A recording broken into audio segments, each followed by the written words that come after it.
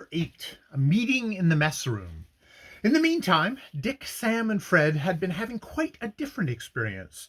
George Strong, the second assistant of Putnam Hall, was not only a first-class teacher, but a calm, fair-minded gentleman as well, and this was highly important, he was not so old that he could not remember perfectly well when he had been a boy himself.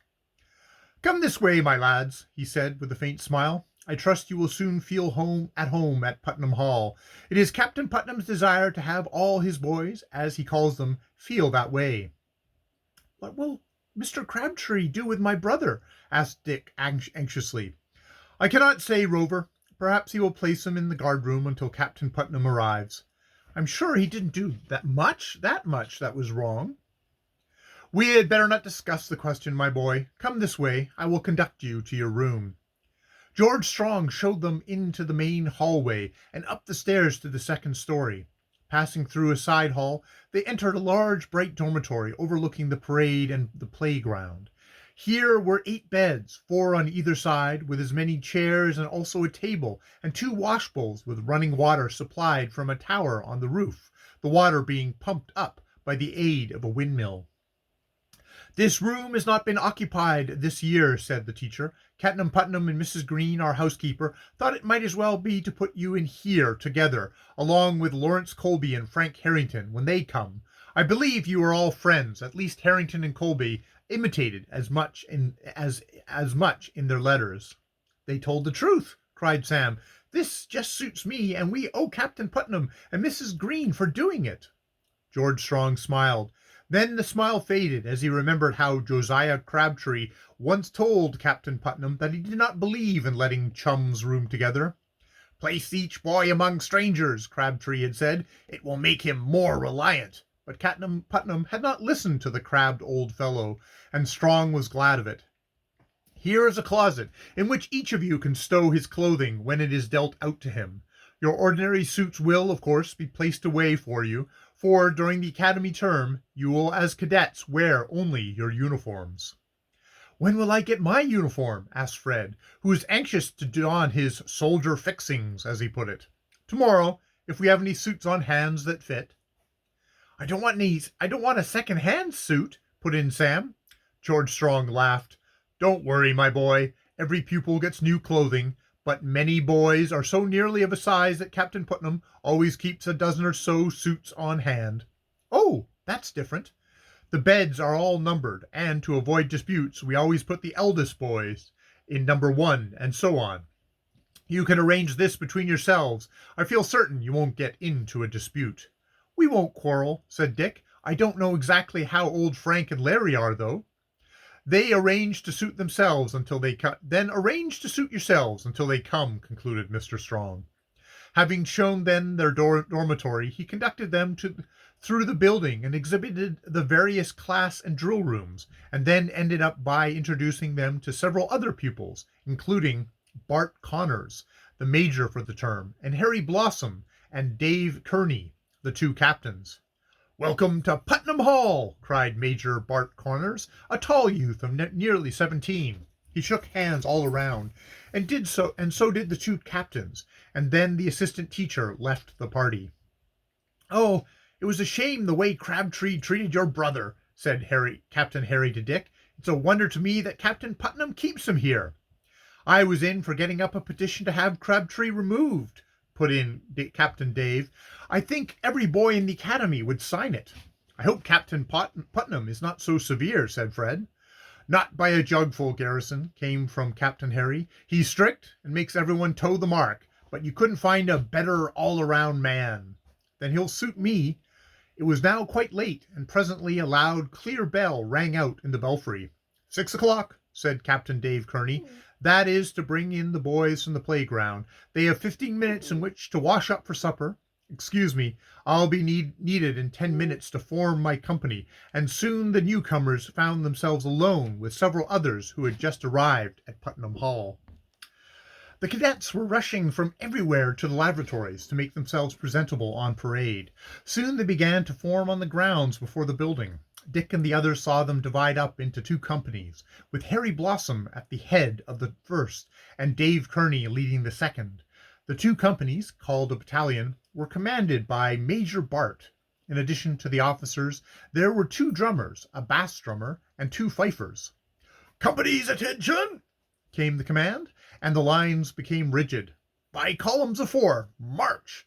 The drum struck up, and away went the columns of each company to the front of the parade ground. Then they wheeled to the right.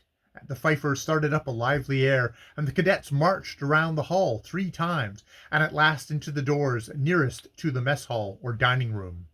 "By jinks, that's fine!" cried Sam. "Cadet life will suit me, I'm sure of it." The cadets had hardly disappeared before one of the waiters in the mess hall came forward. "Please come right in, gents," he said. "Mr. Strong will give you your places at the tables." And they went, and soon found themselves seated among as jolly a set of boys as they had ever encountered. Of course, there were exceptions. Where would there not be in a crowd of nearly 100?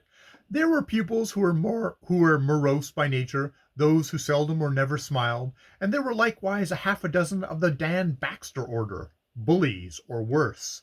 We shall see more of all these characters as our tale progresses. "I wonder if Tom is going to get any supper," said Dick to his younger brother. "If they don't give him any, I'll raise a kick, Dick." "So will I." "Silence at the table," came in sharp tones of Josiah Crabtree, who presided over the particular board at which the Rovers had been placed. "I was only wondering if my brother was going to get any supper," returned Sam boldly. "Silence! I will take care of that." In the midst of the meal a newcomer appeared at the doorway to the mess room. It was Dan Baxter. "Well, Baxter, how's this?" asked Mr. Strong, the teacher nearest him. I was carried to Bar Landing," answered the bully sheepishly. "Bar Landing? Then you were on the afternoon boat from Ithaca." "Yes, sir." "How did you come to be carried past Cedarville?" I fell asleep on the trip." "Indeed. Well, when you next travel you had better try to keep awake," was George Strong's comment, and a titter passed along the table, which made Dan Baxter very angry. "Sit down here, Alexander. Help Baxter to some supper." "Yes, sir," came the waiter, and no more was said. Presently Baxter caught sight of Dick at the table opposite, and he looked daggers at the youth. "He's got it in for me," thought Dick, and he was right. The supper at an end, the pupils were allowed 2 hours to themselves, 1 hour outdoors if they wished it, or both hours in the reading room, which was well supplied with books and all the best magazines. The newcomers went out in a bunch, and Captain Harry Blossom accompanied them. "I'll show you the gymnasium if you wish," he said. "I would like to know something about Tom," replied Dick. "Where have they placed him?" "Undoubtedly in the guard-room." "Where is that?" "Do you see that window over there?" And Captain Harry pointed with his hand. "Yes," came from Dick and Sam together. "Well, that's the window to the place. I wonder if I can't talk to my brother," went on Dick. "It's against the rules to talk to a prisoner." "Well, I'm going to talk anyway," said Dick with a recklessness which was unusual to him. "I want to find out just what they are doing with him." "I guess I had best leave this crowd," remarked the young captain of Company A. Dick was about to ask why, when Sam nudged him on the arm. "Let him go," whispered the younger brother. In a moment more, Captain Harry had walked away. "Don't you see what he meant?" asked Sam aloud. "Well, hardly." "Then you are losing some of your wit, Dick. He didn't want to see us break the rules. I suppose if he had seen us, he would have felt it was his duty to report us." "That's so, Dick. How thick I was. Well, I'm going over to the window now." "So am I." "And I'll go too," asked Fred. Off the three hurried across the parade ground, the other new cadets watching them curiously, for all had heard of what Tom had done and how Josiah Crabtree had treated him. The window of the guardroom was but 5 feet from the ground. In front of it, however, was an iron fence, placed in front of a semicircle at a distance of about 10 feet from the opening. The fence was higher than Dick's head, and the iron pickets were sharp-pointed. "The window to the room is shut," announced the elder Rover, after an inspection in the semi-darkness. "It's a shame. In this warm weather poor Tom will be half smothered to death." "Wait till I attract his attention," said Sam. Catching up a clod of grass and dirt, he threw it against one of the window panes. A minute of suspense followed, but no face appeared at the window. "That's queer," said Fred. "Seems to me he would show himself if he was there." Perhaps he can't, said Sam. He may be chained up in the other end of the room. I'm going to make sure, said Dick determinedly. Sam and Fred, both of you give me a boost up. But how will you get back? You can give me another boost through the pickets. Hurrah, so we can, cried Sam. All right, up you go. And up Dick did go, so rapidly that he almost fell over the top of the iron barrier. Now, who has a match? He asked. Here you are, said Fred, and passed over several. Stepping to the window, Dick tapped upon it, and at the same time struck a light, for the room within was pitch black.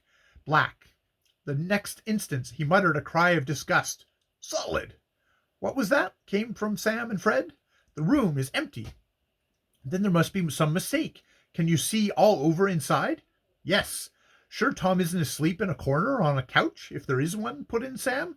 He could go to sleep if he could. He isn't here, no doubt of it, answered Dick, after striking a second match and making another inspection. Oh. Dick blew out the match in a hurry and started back for the fence. He had seen the door of the guardroom open and Josiah Crabtree come in. The head assistant of Putnam Hall saw the light of the match and by it obtained a good view of Dick's face. Ha! That youth has come in here to assist his brother to escape, was the conclusion he reached. He darted for the window and threw it up. Come back here, Mr. Rover, he cried, as he saw Dick trying to mount the fence. Don't you go, whispered Sam, and tried to assist Dick from the other side, while Fred did the same. Josiah Crabtree would have leapt from the window, but the bars held him back. I'll get you, he ejaculated wrathfully, and turning, ran from the guardroom with the intention of capturing Dick on the parade ground. End of Chapter 8.